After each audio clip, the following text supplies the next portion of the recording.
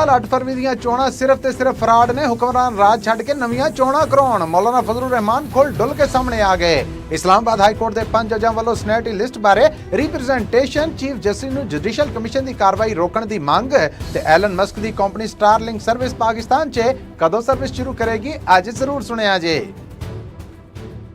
ਇਹ Punjabi radio USA ਹੈ। ਮੈਂ ਹਾਂ ਮਸੂਦ ਮੱਲੀ। ਮੇਰੇ ਵੱਲੋਂ ਸਭ ਸੁਣਨ ਔਰ ਦੇਖਣ ਵਾਲਿਆਂ ਨੂੰ ਦੋਵੇਂ ਹੱਥ ਜੋੜ ਕੇ ਸਲਾਮ, ਆਦਾਬ ਔਰ ਸਤਿ ਸ੍ਰੀ ਅਕਾਲ। ਜੀ ਆਇਆਂ ਨੂੰ ਕਹਿੰਦੇ ਬੜਾ ਨਿੱਘਾ ਜਿਹਾ ਸਵਾਗਤ ਹੈ ਤੁਹਾਡਾ ਅੱਜ ਦੇ ਅਪਡੇਟ ਪਾਕਿਸਤਾਨ 'ਚ। ਅੱਜ ਅਮਰੀਕਾ ਦੇ ਵਿੱਚ 4 ਫਰਵਰੀ ਸਾਲ 2025 ਹੈ, ਜਦਕਿ ਪਾਕਿਸਤਾਨ ਦੇ ਵਿੱਚ 5 ਫਰਵਰੀ ਸਾਲ 2025 ਦਾ ਦਿਨ ਚੜ੍ਹ ਚੁੱਕਿਆ ਹੈ। ਆਪ ਸਭ ਨੂੰ ਪਾਕਿਸਤਾਨ ਦੇ ਨਾਲ ਜੁੜੀਆਂ ਤਾਜ਼ਾ ਬਤਾਜ਼ਾ ਖਬਰਾਂ ਜਾਂ ਪਿਛਲੇ 24 ਘੰਟੇ 'ਚ ਜੋ ਤਾਜ਼ਾ ਖਬਰਾਂ ਜਾਂ ਵੱਡੀਆਂ ਖਬਰਾਂ ਵਾਪਰੀਆਂ ਉਹਨਾਂ ਦੇ ਇਸ ਬੁਲੇਟਿਨ 'ਚ, ਇਸ ਭੰਡੋਰੇ 'ਚ ਜੀ ਆਇਆਂ ਨੂੰ ਕਹਿੰਦੇ ਹਾਂ। ਸ਼ੁਰੂ ਕਰਾਂਗੇ ਪਾਕਿਸਤਾਨੀ ਸਿਆਸਤ ਤੋਂ, ਜਿੱਥੇ ਕੱਲ ਅਸਦ ਕੈਸਰ ਹੋਣੇ ਜੋ ਕਿ ਇਮਰਾਨ ਖਾਨ ਦੀ ਸਿਆਸੀ ਪਾਰਟੀ ਦੇ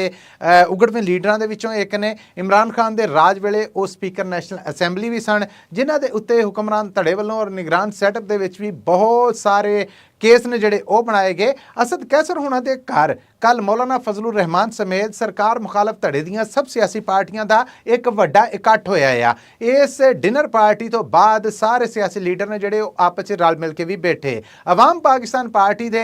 ਜਿਹੜੇ ਸ਼ਾਹਦ ਖਾਕਾਨ ਅब्बासी ਹੋਣੇ, ਜਿਹੜੇ ਕਿ ਨਵਾਜ਼ ਸ਼ਰੀਫ ਦੇ ਇੰਨੇ ਕੁ ਕਰੀਬੀ ਸਾਥੀ ਸਨ ਕਿ ਪਿਛਲੇ ਰਾਜ ਵੇਲੇ ਜਦੋਂ ਨਵਾਜ਼ ਸ਼ਰੀਫ ਦਾ ਧਰਮ ਤਖਤਾ ਉਲਟਿਆ ਤੇ ਉਸ ਤੋਂ ਬਾਅਦ ਮੁਲਕ ਦੇ ਪ੍ਰਾਈਮ ਮਿਨਿਸਟਰ ਵਾਸਤੇ ਸ਼ਾਹਦ ਖਾਕਾਨ अब्बासी ਹੋਣੇ ਸਾਹਮਣੇ ਆਏ। ਔਰ ਸ਼ਾਹਦ ਖਾਕਾਨ अब्बासी ਹੋਣੇ ਨੇ ਜਿਹੜੇ ਪਾਕਿਸਤਾਨ ਦੇ ਪ੍ਰਾਈਮ ਮਿਨਿਸਟਰ ਰਹਿ ਚੁੱਕੇ ਨੇ ਨਵਾਜ਼ ਸ਼ਰੀਫ ਦੇ ਦੌਰ 'ਚ ਉਹਨਾਂ ਦੀ ਸਿਆਸੀ ਪਾਰਟੀ ਵੱਲੋਂ। ਇਹ ਤੋਂ ਸਾਬਤ ਹੁੰਦਾ ਕਿ ਉਹ ਨਵਾਜ਼ ਸ਼ਰੀਫ ਦੀ ਪਾਰਟੀ ਦੇ ਬੜੇ ਭਰੋਸੇਯੋਗ ਲੋਕਾਂ ਦੇ ਵਿੱਚੋਂ ਇੱਕ ਸਨ। ਪਰ ਉਸ ਤੋਂ ਬਾਅਦ ਨਵਾਜ਼ ਸ਼ਰੀਫ ਔਰ ਸ਼ਹਿਬਾਜ਼ ਸ਼ਰੀਫ ਹੋਣੇ ਔਰ ਉਹਨਾਂ ਦੀ ਖਾਨਦਾਨੀ ਸਿਆਸਤ ਦੇ ਮਾਮਲਿਆਂ ਦੇ ਵਿੱਚ ਬਹੁਤ ਸਾਰੇ ਇਤਰਾਜ਼ ਆਏ ਔਰ ਪੜ੍ਹੇ ਲਿਖੇ ਸਿਆਸਤਦਾਨ ਸ਼ਾਹਦ ਖਾਕਾਨ अब्बासी ਹੋਣੇ ਵੱਖਰੇ ਹੋ ਗਏ ਔਰ ਉਹਨਾਂ ਨੇ ਮਫਤਾਹ ਇਸਮਾਈਲ ਹੋਣੇ ਔਰ ਉਹਨਾਂ ਦੇ ਨਾਲ ਰਲ ਕੇ ਹੋਰ ਬਹੁਤ ਸਾਰੇ ਜਿਹੜੇ ਸਿਆਸਤਦਾਨ ਸਨ ਉਹਨਾਂ ਨਾਲ ਇੱਕ ਨਵੀਂ ਸਿਆਸੀ ਪਾਰਟੀ ਦੀ ਨੀਂਹ ਰੱਖੀ, ਜਿਹਦਾ ਨਾਂ ਹੈ ਅਵਾਮ ਪਾਕਿਸਤਾਨ ਸਿਆਸੀ ਪਾਰਟੀ। ਔਰ ਇਸ ਵੇਲੇ ਖੁੱਲ੍ਹ ਡੁੱਲ ਕੇ ਮੁਖਾਲਫਤ ਕਰ ਰਹੀ ਹੈ ਨਵਾਜ਼ ਸ਼ਰੀਫ ਹੋਣਾ ਦੀ ਵੀ ਔਰ ਆਸਫ ਅਲੀ ਜ਼ਰਦਾਰੀ ਹੋਣਾ ਦੀ ਵੀ, ਯਾਨੀ ਹੁਕਮਰਾਨ ਟੋਲੇ ਦੀ। ਕੱਲ ਸ਼ਾਹਦ ਖਾਕਾਨ अब्बासी ਹੋਣੇ ਪਹਿਲੀ ਵਾਰ ਇਸ ਇਕੱਠ ਦੇ ਵਿੱਚ ਗਏ, ਯਾਨੀ ਖੁੱਲ੍ਹ ਡੁੱਲ ਕੇ ਉਹ ਵੀ ਮੌਲਾਨਾ ਫਜ਼ਲੁਰ ਰਹਿਮਾਨ ਦੇ ਨਾਲ, ਇਮਰਾਨ ਖਾਨ ਦੀ ਸਿਆਸੀ ਪਾਰਟੀ ਦੇ ਨਾਲ ਗੱਲਬਾਤ ਕਰਨਗੇ। ਗੱਲਬਾਤ ਹੋਈ, ਲੰਬਾ ਚੌੜਾ ਦੌਰ ਹੋਇਆ ਜੋ ਸੁਣਿਆ ਹੈ ਕਿ 2.5 ਘੰਟੇ ਤੱਕ ਚੱਲਿਆ।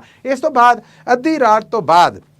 ਮੀਡੀਆ ਦੇ ਰੂਬਰੂ ਆ ਕੇ ਮੌਲਾਨਾ ਫਜ਼ਲੁਰ ਰਹਿਮਾਨ ਹੋਣਾ ਨੇ ਐਲਾਨ ਕੀਤਾ ਔਰ ਦੋ ਟੋਕਰ ਖੁੱਲੇ ਲਫ਼ਜ਼ਾਂ 'ਚ ਪਹਿਲੀ ਵਾਰ ਆਖਿਆ ਹੈ ਕਿ 8 ਫਰਵਰੀ 2024 ਨੂੰ ਜਿਹੜੀਆਂ ਚੋਣਾਂ ਹੋਈਆਂ ਉਹ ਧਾਂਦਲੀ, ਫਰਾਡ ਔਰ ਧੱਕਾ ਹੈ। ਉਹਨਾਂ ਨੇ ਮੰਗ ਕੀਤੀ ਕਿ ਹੁਕਮਰਾਨ ਧੜੇ ਨੂੰ ਚਾਹੀਦਾ ਹੈ ਕਿ ਉਹ ਆਪਣਾ ਰਾਜ ਛੱਡ ਦੇਣ, ਮੁਲਕ ਦੇ ਵਿੱਚ ਆਮ ਚੋਣਾਂ ਕਰਾਉਣ ਔਰ ਇਹਨਾਂ ਆਮ ਚੋਣਾਂ ਨੂੰ ਬਿਲਕੁਲ ਸਾਫ਼ ਸ਼ਫਾਫ ਰੱਖਿਆ ਜਾਏ, ਲੋਕਾਂ ਦੇ ਵੋਟ ਦਾ ਅਦਬ ਇਹਤਰਾਮ ਕੀਤਾ ਜਾਏ, ਲੋਕ ਜਿਹਨੂੰ ਮੁਲਕ ਦਾ ਰਾਜ ਦੇਣ ਉਹਨੂੰ ਇਹ ਰਾਜ ਦੇ ਦਿੱਤਾ ਜਾਏ। ਉਹਨਾਂ ਨੇ ਇਨਡਾਇਰੈਕਟਲੀ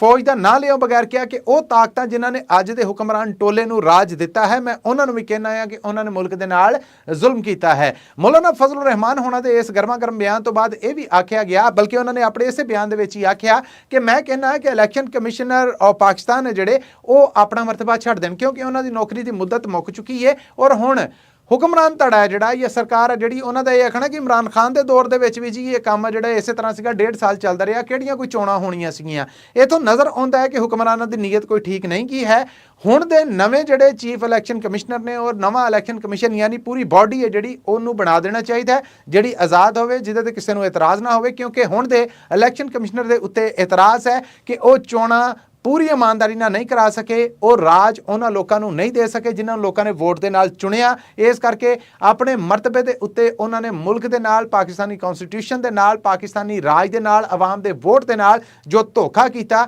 ਉਹਦੇ ਤੋਂ ਅੱਡ ਹੁਣ ਉਹਨਾਂ ਨੂੰ ਆਪੇ ਹੀ ਇਖਲਾਕੀ ਤੌਰ ਤੇ ਆਪਣਾ ਮਰਤਬਾ ਜਿਹੜਾ ਉਹ ਛੱਡ ਦੇਣਾ ਚਾਹੀਦਾ ਆ। ਇਸ ਮੌਕੇ ਦੇ ਉੱਤੇ ਉਹਨਾਂ ਨੇ ਆਖਿਆ ਕਿ ਮੈਂ ਚਾਹਾਂਗਾ ਕਿ ਹੁਣ ਸਰਕਾਰ ਮੁਖਾਲਫ ਧੜੇ ਦੀਆਂ ਜਿੰਨੀਆਂ ਸਿਆਸੀ ਪਾਰਟੀਆਂ ਨੇ, ਯਾਦ ਰਵੇ ਕਿ ਇਮਰਾਨ ਖਾਨ ਦੀ ਸਿਆਸੀ ਪਾਰਟੀ ਨੇ ਹੁਕਮਰਾਨ ਧੜੇ ਦੇ ਖਿਲਾਫ ਅਲਾਇੰਸ ਬਣਾਉਣ ਦਾ ਐਲਾਨ ਕੀਤਾ ਸੀਗਾ। ਇਸ ਮੌਕੇ ਮੌਲਾਨਾ ਫਜ਼ਲੁਰ ਰਹਿਮਾਨ ਦਾ ਆਖਣਾ ਸੀਗਾ ਕਿ ਮੈਂ ਸ਼ਾਹਦ ਖਾਕਾਨ अब्बासी ਹੋਣਾ ਨੂੰ ਕਹਾਂਗਾ ਕਿ ਸਰਕਾਰ ਮੁਖਾਲਫ ਸਾਰੇ ਧੜਿਆਂ ਨੂੰ ਇਕੱਠੇ ਕਰਨ ਔਰ ਅਸੀਂ ਉਹਦੀ ਪ੍ਰਧਾਨਗੀ ਇਹਨਾਂ ਨੂੰ ਦੇਣੇ ਆ। ਯਾਨੀ ਮੌਲਾਨਾ ਫਜ਼ਲੁਰ ਰਹਿਮਾਨ ਹੋਣਾ ਨੇ ਆਪ ਕਿਹਾ ਕਿ ਇਹ ਪ੍ਰਧਾਨਗੀ ਅਸੀਂ ਇਹਨਾਂ ਨੂੰ ਦੇਣੇ ਆ, ਇਹ ਅੱਗੇ ਲੱਗਣ, ਅਸੀਂ ਮਗਰ ਤੁਰਨ ਨੂੰ ਤਿਆਰ ਹਾਂ। ਦੂਸਰੇ ਪਾਸੇ ਇਮਰਾਨ ਖਾਨ ਵੱਲੋਂ ਕੱਲ ਜਿਹੜਾ ਫੌਜ ਮੁਖੀ ਨੂੰ ਇੱਕ ਖੁੱਲ੍ਹਾ ਖੱਤ ਲਿਖਿਆ ਗਿਆ ਸੀਗਾ, ਉਹਦੇ ਤੇ ਪਾਕਿਸਤਾਨ ਦੇ ਫੌਜੀ ਜ਼ਰੀਆਂ ਨੇ ਨਾਂ ਦੱਸਿਓ ਬਗੈਰ ਕਿਹਾ ਹੈ ਕਿ ਨਾ ਤੇ ਸਾਨੂੰ ਇਮਰਾਨ ਖਾਨ ਦੇ ਕਿਸੇ ਖੱਤ ਦੀ ਕੋਈ ਰੀਝ ਹੈ, ਨਾ ਅਸੀਂ ਕੋਈ ਇਹੋ ਜਿਹਾ ਖਾਤਾ ਜਿਹੜਾ ਉਹ ਵਸੂਲਣਾ ਹੈ ਤੇ ਨਾ ਉਹਦੇ ਤੇ ਅਸੀਂ ਤਬਸਰਾ ਕਰਾਂਗੇ। ਮਤਲਬ ਕਿ ਉਹ ਬੂਹੇ ਨੇ ਜਿਹੜੇ ਉਹਨਾਂ ਨੂੰ ਸਿਰਫ ਬੰਦ ਹੀ ਨਹੀਂ ਕੀਤਾ ਗਿਆ ਬਲਕਿ ਜੰਦਰੇ ਵੀ ਲਾਏ ਗਏ ਨੇ ਗੱਲਬਾਤ ਕਰਨ ਵਾਸਤੇ। ਜਿਹੜੇ ਫੌਜੀ ਜ਼ਰੀਏ ਨੇ ਉਹ ਦੱਸ ਰਹੇ ਨੇ ਕਿ ਬਿਲਕੁਲ ਤਿਆਰ ਨਹੀਂ ਗਏ ਹੈ। ਸੋ ਹੁਣ ਇਹ ਗ੍ਰੈਂਡ ਅਲਾਇੰਸ ਹੈ ਜਿਹੜਾ ਇਹ ਹਕੂਮਤ ਦੇ ਖਿਲਾਫ ਬਣਦਾ ਹੈ ਨਹੀਂ ਬਣਦਾ, ਇਹਨਾਂ ਦਾ ਕੀ ਏਜੰਡਾ ਤੈਅ ਹੁੰਦਾ ਹੈ, ਇਹ ਤੇ ਆਉਣ ਵਾਲਾ ਵਕਤ ਦੱਸੇਗਾ। ਲੇਕਿਨ ਇੱਕ ਵੱਡੀ ਖਬਰ ਪਾਕਿਸਤਾਨ ਤੋਂ सियासी पक्षों यह है कि इमरान खान की सियासी पार्टी पहला मौलाना फजलुर रहमान नूं नाल ले लैंदी सी। मौलाना फजलुर रहमान भी अपनी लोड़ मुताबिक कुछ बयान मुनासिब जे देंदे सी। मौलाना फजलुर रहमान दे नाल हुक्मरान धड़े ने नार ला के धोखे कीते, जिस तो बाद हुण नवाज शरीफ उन्हां दे आसफ अली जरदारी उन्हां दे खिलाफ नहीं, और हुण वो खुल डुल के उन्हां दी मुखालफत च बयान भी देण दे ने, जिहड़ा कि उन्हां राती दिता है कि ये जिहड़ियां चोणां सन जिहड़ियां पिछले साल होईयां बिल्कुल फ्रॉड ने, हुक्मरान धड़े नूं राज छड्ड देना चाहिए और नवीआं चोणां कराउणीਆਂ ਚਾਹੀਦੀਆਂ ਨੇ। इस्लामाबाद हाई कोर्ट दे विच 3 जज यानी Sindh high court, Balochistan high court और लाहौर हाई कोर्ट तो 3 जजां दा ट्रांसफर किया गया, और उस तो बाद हुण इस्लामाबाद हाई कोर्ट दे पहले तो काम करते 5 मोस्ट सीनियर जज ने जिहड़े उन्हां वालों chief justice Islamabad high court जिहड़े कि अमर फारूक होने ने, और इस तो अड chief justice of Pakistan Yahya Afridi होने ने, जिहड़े उन्हां नूं एक रिप्रजेंटेशन दी गई है जिहदे च उन्होंने आख्या है कि पाकिस्तानी कानून के मुताबिक वो जज जिहड़े एक अदालत च काम करन दे ने, जिद्दण वो अपना मरतबा सांभदे ने, सौं चुकदे ने, उस दिन तो उन्हां दी सनैटी है जिहड़ी शुरू हुंदी है कि इस अदालत च उन्हां नूं काम करदे किन्ने दिन, किन्ने महीने, किन्ने साल होए। सो नवे जज जिहड़े आउंदे ने इन्हां दी पिछली सनैटी काउंट नहीं होनी। इन्हां दी इस्लामाबाद हाई कोर्ट दे विच जिहड़ी सर्विस है वो उदण तो शुरू होनी है जिद्दण तो इन्हां ने अपनी सौं चुकी या इन्हां दी सौं चुकाई रस्म है जिहड़ी वो पूरी हुंदी है, उस तो बाद इन्हां दी सर्विस शुरू होएगी। नाल ही इन्हां मोस्ट सीनियर 5 जजां ने जिन्हां दा इस्लामाबाद हाई कोर्ट दे नाल ताल्लुक है, वो पहला ही इतराज़ कर चुके हैं कि सानूं ये काम नहीं पुगदा कि किसी दूसरी अदालत तो सीनियर जजां नूं चुक के इस्लामाबाद हाई कोर्ट च ट्रांसफर किया जाए और उस तो बाद उन्हां दे विचों एक नूं chief justice Islamabad high court ला दिता जाए। इदां पहले तो काम कर रहे जिहड़े जज ने उन्हां दी सनैटी दे उत्ते फर्क पैंदा है। सो इस रोले रप्पे दे विच एक नवीं रिप्रजेंटेशन जिहड़ी कि chief justice of Pakistan Yahya Afridi और इस्लामाबाद हाई कोर्ट दे आमर फारूक होने जिहड़े चीफ जस्टिस ने उन्हां नूं भेजी गई है, और इहदे नाल ही chief justice of Pakistan Yahya Afridi होना तो यह मांग की गई है कि जुडिशियल कमीशन का जिहड़ा इकट्ठ होण जा रहा है उन्होंने रोकिया जाए, क्योंकि इन्हां 5 जजां नूं यह खतरा है कि हुण इस्लामाबाद हाई कोर्ट का जिहड़ा नवां चीफ जस्टिस लाया जाएगा वो इन्हां 3 तबादले कीते जजां दे विचों कोई एक होएगा। याद रहे कि इस सारे मामले, इस सारी खेड, इस सारी गेम दे पिछोकड़ 'च अगर जाइए तो असीं पहलां भी तुहानूं थोड़ा जिहा दस्सिया सीगा कि इस वेले हुक्मरान धड़ा यह चाहता है कि Islamabad high court, supreme court of Pakistan और सूबा हाई कोर्ट्स ने जिहड़ियां उन्हां दे विच जजां दे वो गिरोह रहण जिहड़े उन्हां दे हमायती ने या हुकूमत दी या हुक्मरान धड़े दी मनमर्जी दे ने। सो ये हुण नवां मामला जिहड़ा एक बार भखिया और इस्लामाबाद हाई कोर्ट दे विच सुणिया आ कि इंतजामी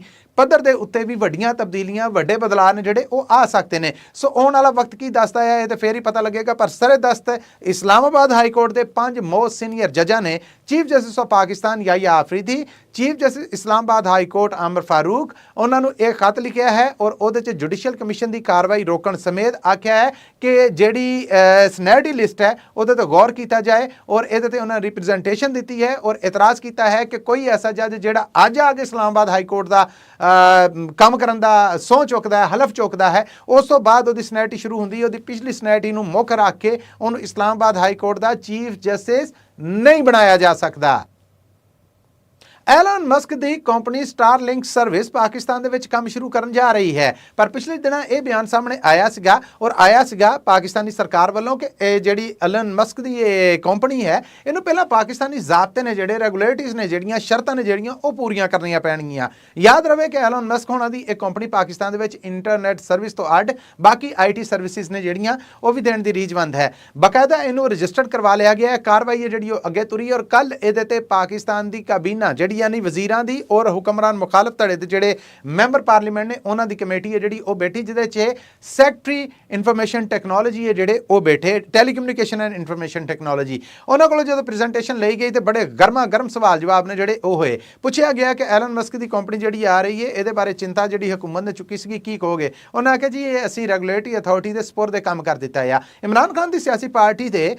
बैरिस्टर गौहर होने ने जिहड़े उन्होंने आख्या कि एलन मस्क की कंपनी तो 2 साल पहला आई सी और साढ़े दौर आई सी जदों इमरान खान का राज सीगा, उहदे ते सैकटरी साहब ने तड़फ के कहा कि जी 2 साल गलबात ही चलती रही, कोई रेगुलेटरी अथॉरिटी है ही नहीं सी, कोई रेगुलेटरी अथॉरिटी बनती हुंदी उहदे नाल मामले तय हुंदे ते फिर इहदा मतलब कि यह काम इमरान खान के दौर 'च शुरू होया सीगा जिहदा क्रेडिट हुण दी हुक्मरान सरकार है जिहड़ी वो लेना चाहती है। और सुनिया गया है कि यह रेगुलेटरी अथॉरिटी है जिहड़ी ये बनेगी और ज़ाब्ते ने जिहड़े दसेगी। फिर यह भी दस्सिया गया कि एलन मस्क होना दी इस कंपनी दे नाल 90% ने जिहड़े वो मामले तय हो गए ने और बाकी मामलों वास्ते गलबात है जिहड़ी वो चल रही है। जदों गल ਗੱਲਬਾਤ ਹੋਈ ਕਿ ਮੁਲਕ ਭਰ ਦੇ ਵਿੱਚ ਇੰਟਰਨੈਟ ਆ ਜਿਹੜਾ ਉਹ ਤਾਂ ਬਿਲਕੁਲ ਸੁਸਤ ਹੈ। ਲਾਹੌਰ ਤੋਂ 40 ਕਿਲੋਮੀਟਰ ਬਾਹਰ ਜਾਈਏ ਤੇ ਮੋਬਾਈਲ ਦੇ ਜਿਹੜੇ ਸਿਗਨਲ ਨੇ ਉਹ ਵੀ ਪ੍ਰੋਬਲਮ ਕਰ ਦਿੰਦੇ ਨੇ। ਇਹਦੇ ਤੇ ਸੈਕਟਰੀ ਇਨਫੋਰਮੇਸ਼ਨ ਐਂਡ ਟੈਕਨੋਲੋਜੀ ਦਾ ਇਹ ਆਖਣਾ ਸੀਗਾ ਟੈਲੀਕਾਮ ਸੈਕਟਰ ਦਾ ਕਿ ਜੀ ਅਸੀਂ ਕੀ ਕਰੀਏ, ਅਸੀਂ 2018 ਤੋਂ ਲੈ ਕੇ ਦਸੰਬਰ 2024 ਤੱਕ ਪਾਕਿਸਤਾਨੀ ਸਰਕਾਰ ਨੂੰ 1700 ਅਰਬ ਰੁਪਈਆ ਟੈਲੀਕਾਮ ਸੈਕਟਰ ਚੋਂ ਕਮਾ ਕੇ ਦਿੱਤਾ। ਇੱਕ ਵਾਰ ਫਿਰ ਦੱਸ ਜਾਈਏ ਕਿ ਸਾਲ 2018 ਯਾਨੀ 1 ਜਨਵਰੀ 2018 ਤੋਂ ਲੈ ਕੇ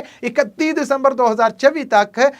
ਸੈਕਟਰੀ ਸਾਹਿਬ ਦਾ ਇਹ ਆਖਣਾ ਹੈ ਕਿ ਅਸੀਂ ਪਾਕਿਸਤਾਨੀ ਖਜ਼ਾਨੇ ਦੇ ਅੰਦਰ 1700 ਅਰਬ ਰੁਪਈਆ 1700 ਨਹੀਂ ਜੀ 1700 ਅਰਬ ਰੁਪਈਆ ਜਿਹੜਾ ਉਹ ਅਸੀਂ ਜਮ੍ਹਾਂ ਕਰਵਾਇਆ, ਪਰ ਪਾਕਿਸਤਾਨੀ ਸਰਕਾਰ ਵੱਲੋਂ ਟੈਲੀਕਾਮ ਸੈਕਟਰ ਦੇ ਉੱਤੇ 1 ਰੁਪਈਆ ਵੀ ਹੈ ਜਿਹੜਾ ਉਹ ਖਰਚ ਨਹੀਂ ਕੀਤਾ ਗਿਆ। ਉਹਨਾਂ ਨੇ ਇਸ ਮੌਕੇ ਤੇ ਆਖਿਆ ਕਿ ਗਵਾਂਢੀ ਮੁਲਕ ਭਾਰਤ ਦੇ ਜਿਹੜੇ ਪ੍ਰਾਈਮ ਮਿਨਿਸਟਰ ਨੇ ਨਰਿੰਦਰ ਮੋਦੀ ਉਹਨਾਂ ਤੋਂ ਹੀ ਬਹੁਤ ਕੁਝ ਸਿੱਖ ਲੈਣਾ ਚਾਹੀਦਾ ਆ ਕਿ ਉਹਨਾਂ ਨੇ ਭਾਰਤ ਦੇ ਅੰਦਰ ਟੈਲੀਕਾਮ ਸੈਕਟਰ ਆ ਜਿਹੜਾ ਉਹਦਾ ਇਨਫਰਾਸਟ੍ਰਕਚਰ ਦੇ ਉੱਤੇ 1300 ਅਰਬ ਆ ਜਿਹੜਾ ਉਹ ਲਾਇਆ ਹੈ ਔਰ ਉਹ ਖਰਚ ਕੀਤਾ ਆ 13 ਅਰਬ ਡਾਲਰ, ਇਹ ਰੁਪਈਏ ਨਹੀਂ ਜੀ 13 ਅਰਬ ਡਾਲਰ ਨੇ ਜਿਹੜੇ ਉਹ ਖਰਚ ਕੀਤੇ ਨੇ। ਇਹ ਤੋਂ ਅੰਦਾਜ਼ਾ ਲਾਓ ਕਿ ਗਵਾਂਢੀ ਮੁਲਕ ਦੇ ਵਿੱਚ ਜਿਹੜਾ ਇਨਫਰਾਸਟ੍ਰਕਚਰ ਕਿਹੋ ਜਿਹਾ ਔਰ ਇੱਥੇ ਕਿਹੋ ਜਿਹਾ, ਔਰ ਜਿਹੜੀ ਇਤਰਾਜ਼ ਕੀਤਾ ਜਾਂਦਾ ਕਿ ਜੀ ਨੈਟ ਬਹਿ ਗਿਆ ਤੇ ਇਹ ਹੋ ਗਿਆ, ਇਹਨਾਂ ਸਾਰੀਆਂ ਸ਼ੈਵਾਂ ਨੂੰ ਸੈਕਟਰੀ ਸਾਹਿਬ ਨੇ ਝੁਟਲਾਇਆ ਹੈ ਕਿ ਸਾਨੂੰ ਇਨਡਾਇਰੈਕਟਲੀ ਫੌਜ ਵੱਲੋਂ ਹੁਕਮ ਆ ਕਿ ਨੈਟ ਪ੍ਰੋਪਰ ਨਾ ਚੱਲਣ ਦੇਵੋ ਔਰ ਜਿਹਨੂੰ ਕਹਿੰਦੇ ਨੇ ਕਿ ਬਲੌਕ ਵਾਲਸ ਨੇ ਜਿਹੜੀਆਂ ਉਹ ਲਾਈਆਂ ਜਾਣ। ਉਹਨਾਂ ਆਖਿਆ ਕਿ ਜੀ ਆਬਾਦੀ ਵਧੀ ਔਰ ਟਾਵਰਸ ਨੇ ਜਿਹੜੇ ਉਹ 2000 ਨੇ ਪੂਰੇ ਮੁਲਕ ਦੇ ਵਿੱਚ, ਇਹ ਇਨਫਰਾਸਟ੍ਰਕਚਰ ਦੇ ਉੱਤੇ ਜਿਹੜਾ ਇਨਵੈਸਟ ਕਰਨਾ ਪਏਗਾ। ਸੋ ਉਹਨਾਂ ਬਚਣ ਦੀ ਕੋਸ਼ਿਸ਼ ਕੀਤੀ, ਪਰ ਇਸ ਕਮੇਟੀ ਦੇ ਮੈਂਬਰਾਂ ਨੇ ਆਖਿਆ ਕਿ ਪਾਕਿਸਤਾਨ 'ਚ ਕੰਮ ਕਰਦੀਆਂ ਜਿੰਨੀਆਂ ਮੋਬਾਈਲ ਟੈਲੀਕਮਿਊਨੀਕੇਸ਼ਨ ਕੰਪਨੀਆਂ ਨੇ ਉਹਨਾਂ ਨੂੰ ਪਾਬੰਦ ਕੀਤਾ ਜਾਏ ਕਿ ਉਹ ਆਪਣੀਆਂ ਸਰਵਿਸਿਜ਼ ਨੇ ਜਿਹੜੀਆਂ ਉਹਨਾਂ ਨੂੰ ਵਧਾਉਣ। ਕਿਉਂ ਨਹੀਂ ਕੁਛ ਇਲਾਕਿਆਂ 'ਚ ਸਿਗਨਲ ਆ ਰਹੇ ਕਿ ਉੱਥੇ ਯੂਜ਼ਰ ਨਹੀਂ ਹੈ, ਉਹ ਪੈਸੇ ਨਹੀਂ ਪੇ ਕਰਦੇ ਜਾਂ ਉਹ ਬਿੱਲ ਤਾਰ ਕੇ ਸਰਵਿਸਿਜ਼ ਨਹੀਂ ਲੈਂਦੇ। ਇਹਦੇ ਤੇ ਸੈਕਟਰੀ ਸਾਹਿਬ ਨੇ ਵਕਾਲਤ ਕਰਦਿਆਂ ਆਖਿਆ ਕਿ ਜਿਨ੍ਹਾਂ ਇਲਾਕਿਆਂ 'ਚ ਟੈਲੀਕਮਿਊਨੀਕੇਸ਼ਨ ਦਾ ਬਿਜ਼ਨਸ ਘੱਟ ਹੈ ਉਸ ਇਲਾਕੇ ਦੇ ਵਿੱਚ ਟੈਲੀਕਮਿਊਨੀਕੇਸ਼ਨ ਕੰਪਨੀ ਹੈ ਜਿਹੜੀ ਉਹ ਕਿੱਦਾਂ ਇਹ ਕੁਛ ਘਰਾਂ ਵਾਸਤੇ ਟਾਵਰ ਲਾ ਸਕਦੀ ਹੈ। ਤੇ ਉਹਦੇ ਤੇ ਫਿਰ ਜਿਹੜੇ ਇਹ ਕਮੇਟੀ ਦੇ ਮੈਂਬਰ ਸਨ ਉਹਨਾਂ ਨੇ ਆਖਿਆ ਕਿ ਇਹ ਕੀ ਗੱਲ ਹੋਈ, ਜਦੋਂ ਲਾਇਸੈਂਸ ਲਿਆ ਤੇ ਉਹਨਾਂ ਨੇ ਪੂਰੇ ਮੁਲਕ ਦਾ ਲਿਆ, ਇਹਦਾ ਮਤਲਬ ਆ ਕਿ ਉਹਨਾਂ ਨੇ ਪੂਰੇ ਮੁਲਕ ਦੇ ਵਿੱਚ ਸਰਵਿਸਿਜ਼ ਨੇ ਜਿਹੜੀਆਂ ਉਹ ਦੇਣੀਆਂ ਨੇ। ਇਹ ਕੋਈ ਨਿੱਕਾ ਇਲਾਕਾ ਜਾਂ ਵੱਡਾ, ਇਸ ਜਵਾਬ ਨੂੰ ਅਸੀਂ ਨਹੀਂ ਮੰਨਦੇ, ਲਿਹਾਜ਼ਾ ਉਹਨਾਂ ਨੂੰ ਪਾਬੰਦ ਕੀਤਾ ਜਾਏ ਔਰ ਅਗਲੇ ਇਕੱਠ 'ਚ ਦੱਸਿਆ ਜਾਏ ਕਿ ਇਹਦੇ ਤੇ ਕੀ ਕੀਤਾ ਗਿਆ। ਸੋ ਐਲਨ ਮਸਕ ਉਹਨਾਂ ਦੀ ਕੰਪਨੀ ਦੇ ਬਾਰੇ ਆਖਿਆ ਕਿ ਜੇ 90% ਮਾਮਲੇ ਉਹਦੇ ਨਾਲ ਤੈਅ ਹੋ ਗਏ ਨੇ ਤਾਂ ਦੱਸਿਆ ਜਾਏ ਕਿ ਉਹ ਪਾਕਿਸਤਾਨ 'ਚ ਆਪਣੀਆਂ ਸਰਵਿਸਿਜ਼ ਨੇ ਜਿਹੜੀਆਂ ਕਦੋਂ ਸ਼ੁਰੂ ਕਰ ਰਹੀ ਹੈ। ਤੇ ਇਹਦੇ ਤੇ ਸੈਕਟਰੀ ਇਨਫੋਰਮੇਸ਼ਨ ਐਂਡ ਟੈਕਨੋਲੋਜੀ ਦਾ ਇਹ ਆਖਣਾ ਸੀਗਾ ਕਿ ਇਸ ਸਾਲ ਜੂਨ ਦੇ ਵਿੱਚ ਉਮੀਦ ਹੈ ਕਿ ਐਲਨ ਮਸਕ ਹੋਣਾ ਦੀ ਜਿਹੜੀ ਕੰਪਨੀ ਹੈ ਸਟਾਰਲਿੰਕ ਸਰਵਿਸਿਜ਼ ਉਹ ਪਾਕਿਸਤਾਨ 'ਚ ਆਪਣੀਆਂ ਸਰਵਿਸਿਜ਼ ਸ਼ੁਰੂ ਕਰ ਦੇਗੀ। ਸੋ ਉਡੀਕ ਹੈ, ਵੇਖੋ ਪਾਕਿਸਤਾਨ ਵਰਗੇ ਮੁਲਕ 'ਚ ਜਿੱਥੇ ਬਲੌਗਸ ਔਰ VPNs ਨੇ ਜਿਹੜੇ ਉਹਨਾਂ ਦੀ ਬਲੌਕੇਜ ਔਰ ਬਾਕੀ ਸਾਰੇ ਮਾਮਲੇ ਔਰ ਇੰਟਰਨੈਟ ਦੇ ਰੋਲੇ ਨੇ, ਉੱਥੇ ਐਲਨ ਮਸਕ ਹੋਣਾ ਦੀ ਕੰਪਨੀ ਹੈ ਜਿਹੜੀ ਉਹ ਕੀ ਕਰਦੀ ਹੈ। ਨਾਲ ਹੀ ਇਸ ਕਮੇਟੀ ਦੇ ਇਕੱਠ 'ਚ ਇਹ ਦੱਸਿਆ ਗਿਆ ਕਿ ਐਲਨ ਮਸਕ ਹੋਣਾ ਦੀ ਕੰਪਨੀ ਦੇ ਮੁਕਾਬਲੇ 'ਚ ਚਾਈਨਾ ਦੀ ਇੱਕ ਕੰਪਨੀ ਹੈ ਜਿਹੜੀ ਉਹਨੇ ਵੀ ਪਾਕਿਸਤਾਨ 'ਚ ਲਾਇਸੈਂਸ ਵਾਸਤੇ ਐਪਲੀਕੇਸ਼ਨ ਦਿੱਤੀ ਹੈ, ਉਹ ਵੀ ਰਜਿਸਟਰਡ ਹੋਣਾ ਚਾਹੁੰਦੇ ਨੇ ਔਰ ਅਸੀਂ ਉਹਨਾਂ ਨੂੰ ਵੀ ਮੌਕਾ ਦਾਂਗੇ। ਸੋ ਅਸੂਲੀ ਤੌਰ ਤੇ ਅਗਰ ਵੇਖਿਆ ਜਾਏ ਤਾਂ ਮੁਕਾਬਲੇਬਾਜ਼ੀ ਦਾ ਫਾਇਦਾ ਸਿੱਧਾ ਪਾਕਿਸਤਾਨੀ ਆਵਾਮ ਨੂੰ ਜਾਏਗਾ, ਪਰ ਸਰਕਾਰ ਆਪਣੀਆਂ ਸ਼ਰਤਾਂ ਦੇ ਉੱਤੇ ਕੰਮ ਕਰਨ ਦੀ ਹੀ ਇਜਾਜ਼ਤ ਦੇਗੀ। ਸੋ ਅੱਜ ਵਾਸਤੇ ਅਪਡੇਟ ਪਾਕਿਸਤਾਨ ਤੋਂ ਇੰਨਾ ਹੀ। ਮਸੂਦ ਮੱਲੀ ਨੂੰ ਕੈਮਰੇ ਦੇ ਸਾਹਮਣੇ ਮਾਈਕ੍ਰੋਫੋਨ ਦੇ ਸਾਹਮਣੇ ਦਵੋ ਇਜਾਜ਼ਤਾਂ, ਇਸ ਆਸ ਉਮੀਦ ਦੇ ਨਾਲ ਕਿ ਫਿਰ ਮਿਲਾਂਗੇ। ਪਰ ਜਾਣ ਤੋਂ ਪਹਿਲੇ ਦੱਸ ਜਾਈਏ ਕਿ ਸਾਡੇ ਡਿਜੀਟਲ ਪਲੇਟਫਾਰਮਸ ਨੂੰ ਜ਼ਰੂਰ ਸਬਸਕ੍ਰਾਈਬ ਕਰੋ, ਘੰਟੀ ਦਾ ਬਟਨ ਨੱਪੋ ਤਾਂ ਕਿ ਤੁਹਾਡੇ ਤੱਕ ਤਾਜ਼ਾ ਅਪਡੇਟਸ ਨੇ ਜਿਹੜੀਆਂ ਉਹ ਪੰਜਾਬੀ ਰੇਡੀਓ USA ਰਾਹੀਂ ਪਹੁੰਚਦੀਆਂ ਰਹਿਣ। ਔਰ ਅੱਜ 4 ਫਰਵਰੀ 2025 ਪਾਕਿਸਤਾਨ 'ਚ 5 ਫਰਵਰੀ 2025 ਦੇ ਇਸ ਅਪਡੇਟ ਪਾਕਿਸਤਾਨ 'ਚ ਮੈਨੂੰ ਦਵੋ ਇਜਾਜ਼ਤਾਂ। ਆਉਂਦੀ ਮੁਲਾਕਾਤ ਤੱਕ ਲਈ ਤੁਹਾਡਾ ਮੇਰਾ ਸਾਡਾ ਸਾਰਿਆਂ ਦਾ ਰੱਬ ਰਾਖਾ।